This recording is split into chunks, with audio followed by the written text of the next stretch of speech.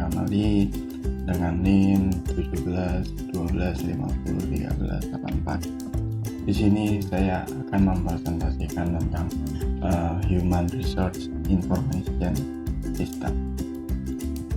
Yang pertama itu ada sistem SCOOP, di mana Human Resource Information System adalah suatu sistem yang berfungsi sebagai sistem informasi manajemen human resource di instansi perusahaan. Sistem ini mencakup tentang pengelolaan HR atau sumber daya manusia. Pengelolaan ini mulai dari rekrutmen, kepegawaian, penggajian, kehadiran atau absensi, yang dimana aplikasi ini nantinya dapat membantu bagian Human Resource Department dalam melakukan laporan, baik itu laporan bulanan atau laporan tahunan. Yang selanjutnya itu, sistem ini digunakan dalam lingkungan Human Resource Department, di mana bagian Human Resource Department ini berperan sebagai administrator. Dan yang kedua, sebagai administrator, bagian Human Resource Department memiliki hak akses untuk pendataan karyawan, rekrutmen, penggajian, kehadiran atau absensi, dan pembuatan laporan. Yang ketiga, pimpinan perusahaan dan pimpinan HR atau Human Resource mempunyai hak akses untuk melihat informasi lengkap tentang Human Resource Information System. Terus yang terakhir, pegawai perusahaan mempunyai hak akses untuk melihat informasi lengkap tentang data kepegawaian, kehadiran atau absensi, penggajian di dalam sistem tersebut. Kemudian, our technologies, pimpinan perusahaan dan pimpinan HR atau Human Resource. Yang pertama dapat melihat data pegawai, dan yang kedua dapat melihat laporan dari Human Resource Information System. Dan yang kedua, Human Resource Department. Yang pertama dapat mendata karyawan, yang kedua dapat merekrut karyawan dari sistem tersebut, yang ketiga dapat mengetahui kehadiran karyawan, yang keempat dapat menginput gaji karyawan, yang kelima dapat membuat laporan yang ditujukan untuk pimpinan perusahaan dan pimpinan Human Resource atau HR. Yang terakhir, sisi teknologi dari karyawan yaitu dapat melihat absensi, dan yang kedua dapat mengupdate data pribadi. Kemudian functionalities. Apa fungsionalitas yang diharapkan untuk sistem ini? Yang pertama, memudahkan untuk mendata dan mengelola data. Yang kedua, memudahkan bagian Human Resource Department untuk melakukan pembuatan laporan terhadap kegiatan yang dilakukan. Yang ketiga, why you should use our program? Kenapa harus menggunakan program kami? Yang pertama, tersedia modul dalam mengoperasikan atau menjalankan sistem. Yang kedua, menggunakan 8 aturan mass user interface design. Yang ketiga, bisa dijalankan di semua browser. Project Organization Structure itu terdapat direktur proyek, senior IT management, project manager, business analyst, system analyst, programmer, dan sistem administrator. Tugas dari direktur proyek yaitu yang menjadi pimpinan perusahaan, terus kemudian senior IT manager merencanakan strategi implementasi atas kebijakan perusahaan. Project manager bertugas memimpin dan yang memantau semua proses berjalannya project ini sampai benar-benar selesai dan berhasil. Kemudian tugas dari business analyst menilai praktik bisnis sebuah organisasi apakah sudah baik atau belum. Kemudian dari sistem analis bertugas sebagai menganalisa sistem yang akan dibuat dan model apa saja yang nantinya akan digunakan oleh pengguna. Kemudian programmer merancang sistem front end dan back end yang sudah dianalisis oleh sistem analis. Dan yang terakhir, sistem administrator yaitu merancang dan melakukan instalasi hardware dan juga software. Kemudian project work plan. A. Manajemen komunikasi. Di dalam manajemen komunikasi terdapat perencanaan komunikasi. Dalam pengerjaan proyek, tim pengembang membuat perencanaan manajemen komunikasi baik dengan pihak klien maupun dengan tim pengembang pada proyek ini. Berikut perencanaan manajemen komunikasi yang dibuat. Manajemen komunikasi dengan tim. Yang pertama, daily meeting antara project manager dan tim yang dilakukan setiap pagi selama 20 menit untuk membahas masalah yang dihadapi dan kemajuan proyek. Yang kedua, mendistribusikan agenda meeting selambat-lambatnya sehari sebelumnya kepada anggota tim melalui WhatsApp serta email. Pembahasan topik berdasarkan urutan kepentingan dimulai dengan topik yang mudah dan setiap topik diberikan alokasi waktu. Kemudian mendistribusikan agenda serta informasi lokasi dan waktu. Selanjutnya, setiap anggota tim proyek bertanggung jawab untuk melakukan persiapan, hadir, dan berpartisipasi aktif dalam meeting. Selanjutnya, selama meeting berjalan, terdapat notulen untuk mencatat hasil meeting. Selanjutnya, melakukan evaluasi setiap minggu terkait kemajuan proyek. Dan yang terakhir, meeting paling sedikit membahas topik kemajuan proyek, aktivitas yang akan segera dilakukan, pembahasan ulang kontrol perubahan atau change review. B. Manajemen komunikasi dengan stakeholder. Yang pertama itu stakeholdernya ada Human Resource Department, nama dokumen yang proses bisnis berjalan, format dokumennya kertas, dan personal kontak hari ini.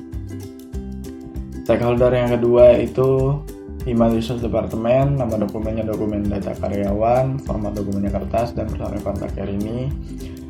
Stakeholder yang ketiga yaitu Human Resource Department, nama dokumennya dokumen absensi karyawan, format dokumennya kertas, personal kontak hari ini. Yang keempat, Human Resource Department, nama dokumennya dokumen perekrutan karyawan, format dokumennya kertas, personal kontak hari ini. Kemudian Human Resource Department, nama dokumennya dokumen penggajian, format dokumennya kertas, personal kontaknya hari ini. Human Resource Department, nama dokumennya dokumen laporan, format dokumennya kertas, personal kontak hari ini.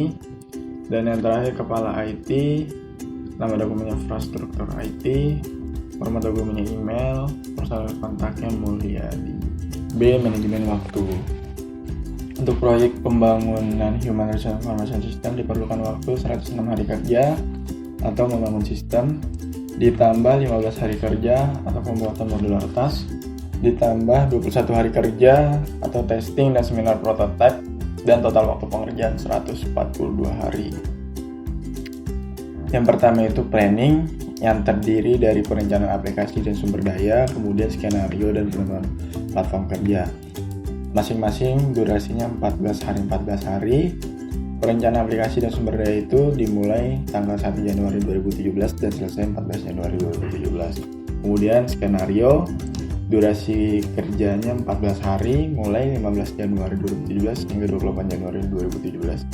Kemudian desain, itu terdapat perancangan framework selama 17 hari, dimulai dari 29 Januari 2017 hingga 14 Februari 2017. Kemudian coding dilakukan selama 58 hari, dimulai 14 Februari 2017 hingga 12 April 2017. Kemudian ada infrastruktur yang terdiri dari domain dan server, dilakukan selama 3 hari, mulai tanggal 13 April 2017 hingga selesai 15 April 2017. Kemudian ada modular task yang terdiri dari perencanaan materi dan model pembelajaran atau modul, dilakukan selama 15 hari, dimulai 16 April 2017 hingga 30 April 2017. Yang keenam ada testing, yang terdiri dari prototype dan alpha testing, dilakukan selama 17 hari, mulai dari tanggal 1 Mei 2017 hingga 17 Mei 2017. Kemudian ada seminar prototype yang dilakukan selama 1 hari, dimulai dari tanggal 18 Mei 2017 dan selesai pada hari itu juga, yaitu tanggal 18 Mei 2017. Dan yang terakhir maintenance itu terdiri dari pemilihan sistem 3 hari, itu waktu opsionalnya, dimulai 19 Mei 2017 hingga 21 Mei 2017. Kemudian rencana manajemen perencanaan risiko. Yang pertama itu kurangnya biaya proyek priority-nya high, owner-nya tim proyek, resolution-nya penambahan alokasi biaya proyek. Yang kedua deadline atau keterlambatan waktu pengerjaan proyek, priority-nya high, owner-nya tim proyek, resolution-nya yang pertama penambahan tenaga kerja, yang kedua penambahan alat pendukung, yang ketiga data hilang, priority-nya high, owner-nya tim proyek, resolution-nya melakukan backup secara berkala. Kemudian yang keempat, anggota tim terkena musibah, priority-nya high, owner-nya project manager, resolution-nya mempunyai pekerja cadangan yang siap dan berkompeten sesuai dengan kebutuhan proyek. Yang kelima, mengembangkan interface yang sulit dipahami klien atau pengguna, priority-nya low, owner-nya sistem analis dan programmer, resolusinya melakukan riset kepada klien dengan metode dan mengembangkannya kembali. Dan yang terakhir, akses internet yang tidak memadai dan lambat, priority-nya low, owner programmer, resolusinya melakukan restart pada router internet. Support and service. Yang pertama, support. Itu yang pertama dapat digunakan di Windows 7 atau 8 atau 10, dapat digunakan melalui berbagai browser. Yang ketiga, sistem diakses melalui website.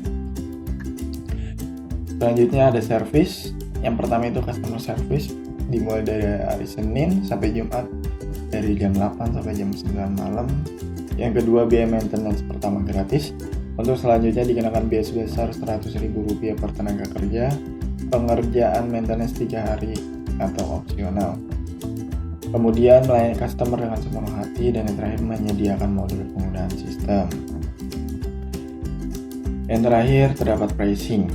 Yang pertama planning, yang terdiri dari perancangan aplikasi dan sumber daya. Waktu pengerjaan 14 hari, tarif tenaga kerjanya Rp50.000, jumlah tenaga kerja 3 orang, biaya tenaga kerja Rp2.100.000, SDM yaitu terdapat manajer proyek dan anak totalnya Rp2.100.000. Yang kedua, terdapat skenario dan penentuan platform kerja, waktunya 14 hari, tarif tenaganya Rp50.000, jumlah tenaga kerjanya 3 orang, biaya tenaga kerja Rp2.100.000, SDM-nya manajer proyek dan analisis sistem. Kemudian ada desain yang terdiri dari perancangan framework, waktunya 17 hari, tarif tenaga kerjanya Rp100.000, jumlah tenaga kerja 4 orang, biaya tenaga kerjanya Rp6.800.000, SDM-nya programmer, totalnya Rp6.800.000. Kemudian terdapat coding, waktu pengerjaannya 58 hari, biayanya Rp340.000, jumlah tenaga kerjanya 4 orang, dan totalnya Rp78.880.000, SDM-nya programmer. Kemudian terdapat infrastruktur yang terdiri dari domain dan server. Waktu pengerjaannya 3 hari, tarif tenaga kerjanya Rp250.000, jumlah tenaga kerjanya 1 orang, dan biayanya itu Rp250.000, serta SDM-nya programmer, totalnya Rp250.000. Kemudian terdapat modular task yang terdiri dari perencanaan materi dan model pembelajaran.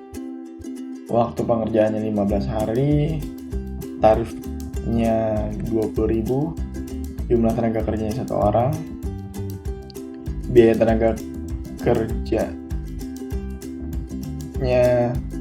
Rp300.000, dan SDM-nya programmer, totalnya Rp300.000. Kemudian terdapat testing yang terdiri dari prototype dan alpha testing. Waktu pengerjaannya 17 hari, tarif tenaga kerjanya Rp100.000, jumlah tenaga kerjanya 2 orang, biaya tenaga kerjanya Rp3.400.000, SDM-nya programmer, dan totalnya Rp3.400.000. Kemudian terdapat seminar prototype, waktunya 1 hari, tarifnya Rp25.000, jumlah tenaga kerjanya 2 orang, kemudian biaya tenaga kerjanya Rp50.000, SDM-nya programmer, dan totalnya Rp50.000. Dan terakhir maintenance yang terdiri dari pemeliharaan sistem, waktunya 3 hari, biayanya atau tarifnya Rp100.000, jumlah tenaga kerja 3 orang, kemudian biaya tenaga kerjanya 900.000, SDM-nya programmer, kemudian total 900.000. Biaya cadangan operasional 5.220.000 dan totalnya 94.780.000 sehingga perencanaan totalnya itu 100 juta. Cukup sekian presentasi saya, kurang lebihnya mohon maaf. Wassalamualaikum warahmatullahi wabarakatuh.